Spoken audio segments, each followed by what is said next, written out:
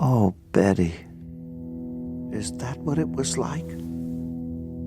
I stood by and allowed you to sacrifice yourself for me, even though part of me should have known better. Like that day at the bus stop. I don't want to go to work. Fiona and Cake came out around this time last year, and it was the perfect extension of Adventure Time. It answered a lot of the questions that Adventure Time didn't, mostly involving Simon, but we also get to see Finn and some other characters as the older versions of themselves. My favorite episodes in the show are the first couple, because in the first episode we see Finn living a very normal life, or rather Fiona living a very normal life, and I think it's relatable to a ton of young adults. She's constantly working jobs and is mostly exhausted, and on top of that is emotionally drained socially. I felt this way when I was in school, and I can relate to it even more now, even though I enjoy working so much more than being in school. At some point in the episode, Fiona ends up quitting her job because she hates it, and her job is like giving people from the town she lives in tours on this bus, even though it picks up the same people and like goes the same route every day. But anyway, her cat Cake, who in this episode is just a normal cat with no powers or ability to speak or anything, is sick, so she's trying to find medicine or a vet to help her get better, and Cake ends up jumping through some magical cooler that ends up sending her to a different dimension. Another thing I noticed when I was rewatching this first episode is that Fiona has this longing for her world to be more magical, which I think is perfect as sort of a theme for the show, because everyone who watched Adventure Time when they were kids is grown up now, and everyone to some extent wants to feel the wonder and excitement that came with being a kid and being younger. I think it's natural to honestly become more and more bitter as you get older. The second episode starts off with Simon and Marceline in a flashback to the Mushroom War where he's taking care of her. Then we learn Simon is currently working in a museum as sort of a historian of people from his era. This is an episode where we see Finn as the older version of himself also. He's clearly still in extreme pain from losing Jake. And Simon is still hung up over Betty. Finn ends up taking him on this trip. We also learn that Fiona and Cake was something that Simon wrote, and a universe that he created that there's also some stuff with Prismo where he was the one who put that into Simon's head when Simon was the Ice King, but that's besides the point. Anyway, Finn takes him on this trip to what he calls the edge of death, because he thinks it'll help him feel more alive again and will pull Simon out of his depression.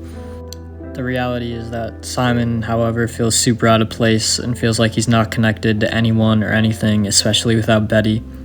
All anyone wants to talk about to him is his Fiona and Cake stories, but he wrote those while he was still the Ice King, which to him isn't even himself. So now I'm just going to recap the plot of the story, because I just rambled for a bit to start. So in the first episode, we get introduced to Fiona's world, which is a mundane and normal world like ours. Her cat Cake is sick, so she tries to get help for her, but Cake ends up running away and jumping into a cooler, which turns out to be a portal. Then, in episode 2, we get introduced to Simon's world, which is the land of Oo. Simon is extremely depressed, so Finn takes him on an adventure. Long story short, doesn't really help out Simon. Then, at the end of the episode, Simon tries to summon Betty, because he misses her so much. It doesn't work, but a portal opens in his head, and Cake comes through it. The third episode is just more setting up for the rest of the story, as Cake gets introduced to the magical land of Oo, and Fiona ends up coming through a portal to Oo by the end of the episode through, I think it's like her fridge or something. I'm gonna explain episode 4 in more detail because it's really important for the rest of the story. So, episode 4 introduces an important character, which is Scarab. It also explains exactly where Fiona and Cake come from. So, Prismo, who is the Wishmaster, gets tired of granting or creating wishes for other people, so he decided to create something for himself, which is Fiona and Cake and their universe. He then puts this universe into the Ice King's head because it would be illegal.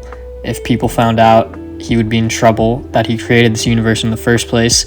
So Fiona's in this time room with him and asks Prismo why her world is so boring and non-magical, which again goes back to her longing for more wonder and adventure and excitement, which I talked about earlier. Prismo explains how once the Ice King reverted back to Simon, the quote-unquote more normal version of himself, that since their universe exists in his head, it became a very mundane universe with no magic because he was a mundane person with no magic abilities anymore. Now back to the Scarab, who's a very important character in all of this. He's a god auditor, which basically means he's like a cop for the multiverse.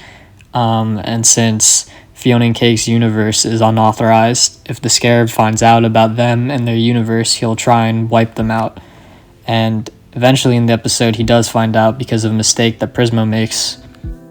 Anyways, Fiona and Cake and Simon, who is also with them while they're running away from the Scarab, get a time remote from Prismo, which they use to escape, and then they end up in a different universe.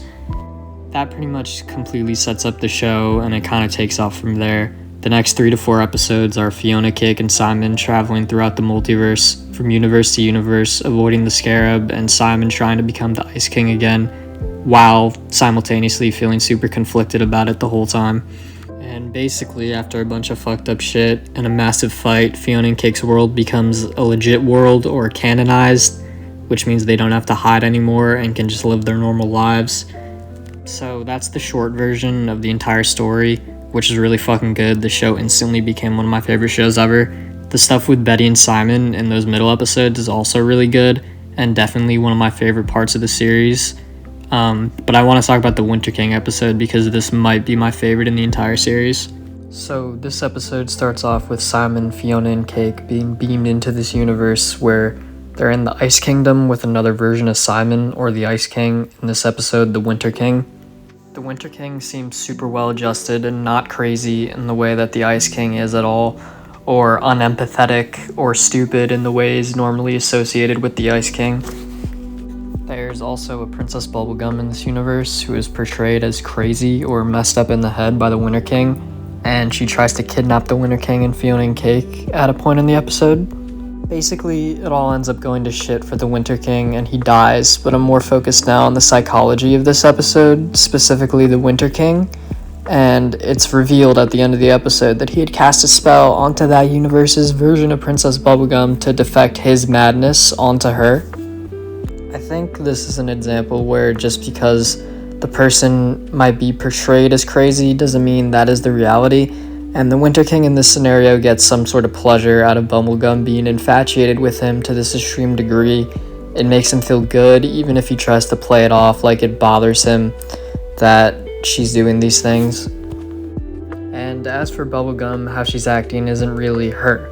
She's being affected by something completely out of her control that's making her do these things. It's not really who she is as a person at all, rather her environment or external factors, or really whatever you want to call it. Anyway, that's the end of this video. Fiona and Cake is a great series. My favorite episodes are definitely 1, 2, and 6, with the Winter King episode probably being my favorite. Like if you like the video, and subscribe if you want to subscribe. See ya.